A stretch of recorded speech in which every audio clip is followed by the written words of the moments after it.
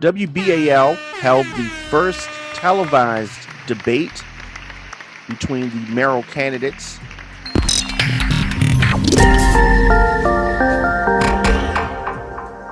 And if you thought that not having the candidates face to face was going to produce a boring debate, you were wrong. Because these candidates, even with the current technology, still managed to throw some jabs at one another. And this is a trying time, and I do want to take a moment to commend the mayor as well as the governor for enlightening and keeping us apprised on this pandemic. Thank you. I think the most important thing is to make sure we have the public health safety net in place as we plan for economic recovery. I'm doing everything that these candidates are talking about. I have a COVID-19 recovery team in place. We did a COVID-19 small business task force that's in place right now. We have a partnership with Goldman Sachs and Lendecy for $10 million for forgivable loans. And as the mayor of the city of Baltimore, we did a $5 million grant program for small businesses.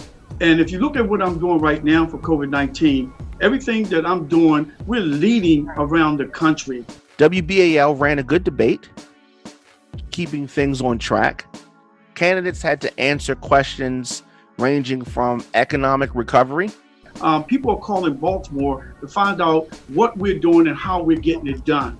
From coronavirus's horrible pandemic. One of the things that we are going to have to do is a postmortem on our COVID-19 response and see how we can improve upon that. Gun violence, education. So crime is number one. Number two is education. We are falling behind with our kids right now. School will not open for the rest of the remaining season. Some chose to accuse others of violating the public's trust. And I find it ironic that other people are talking about cutting taxes or gaining more from income taxes. Mary Miller gave donations to Mitch McConnell the year after he dramatically reduced taxes on the wealthiest people in our country. That is not the approach that Baltimore needs. I would not change the income tax rate in Baltimore. I would raise the base of income in the city by creating jobs here.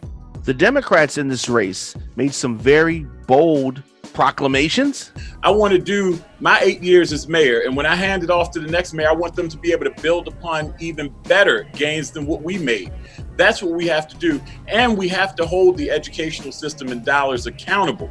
Brandon Scott had some thoughts on the coronavirus and how it would be handled under his leadership.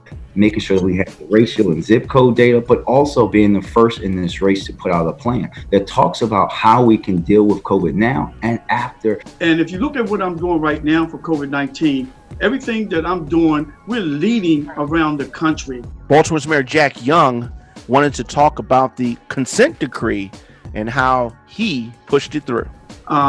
We have done a lot. They say nothing has happened. Because of this death of Freddie Gray, there has been the consent decree, which I put for the consent decree. There's body cameras on police officers now that I pushed for and got passed through the council. Jack Young is trying to sell voters on the idea that he's in charge now. You don't want to take things off of the path that they're on, and he's kind of a stable leadership that you have already gotten used to. That's how he's trying to sell his candidacy to Baltimore. And Sheila Dixon is trying to return or get people to get the idea that she wants to return to a time when things were better. Part of the challenge that we face in the city is politics, because the ideas of family strengthening did not come from a particular mayor or whatever. Then people want to throw it away instead of building on it. We've got to get away from the politics and look at where we are successful and build on that. What's a debate without some good old-fashioned mudslinging? Personally, as the only graduate of city public schools in this millennial in this race, what it means, how it feels to go to those, air conditioned, what it means to not have. Here, Jason, do you want me to start? Yeah, Mr. Scott, hold 1 second. And Mayor, if you could mute your phone, I appreciate it, sir. I did. Okay, thank you. I just did. Thank you, Brandon. Well, I'm still running the city. I hear you, sir. I hear you, sir, but I need you to hold tight for it. Brandon, we're going to reset here and go ahead with that question, please. TJ Smith has presented himself to be what he is, a man of the people and someone who is a blue collar. I've been in law enforcement for a number of years, and there's never been a single broach of my integrity or ethics. There hasn't been a hidden camera crew following me around. There hasn't been other videos that I've been subject to. There are other candidates who've dealt with that.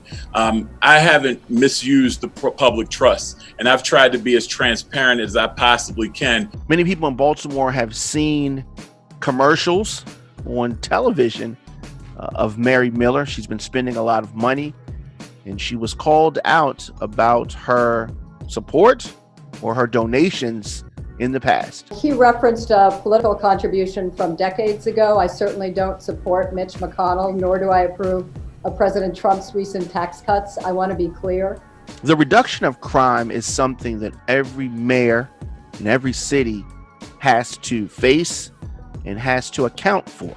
How different would my life and the life of my friends be if we had fully invested in education when I was a kid? City politicians have had their chance. They've talked about this. They've used the platitudes and the sound bites, but nothing has changed. They haven't led.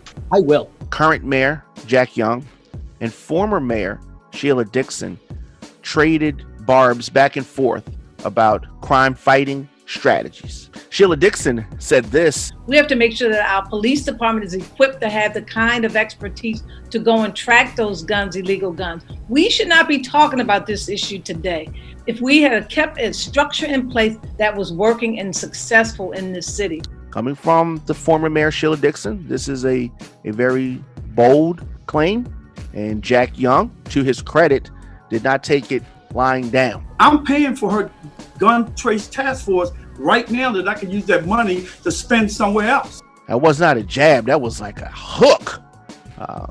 And it definitely, he is referring to the infamous gun trace task force, which was created during Sheila Dixon's time as mayor.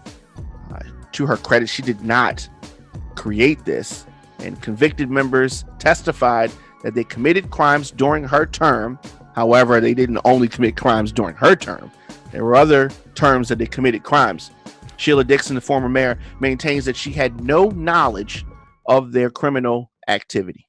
So I definitely want to commend WBAL and Jason Newton for his handling and moderating of this debate in a different time. This was handled well in a time of crisis and pandemic, because things still have to go on. We still have to elect Baltimore's next mayor, and definitely want to salute WBAL and the Democratic candidates that participated in this debate.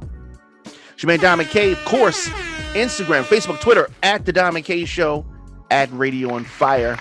And however you are seeing or hearing this show, hit the subscribe button, hit the like button, and I will see you guys tomorrow.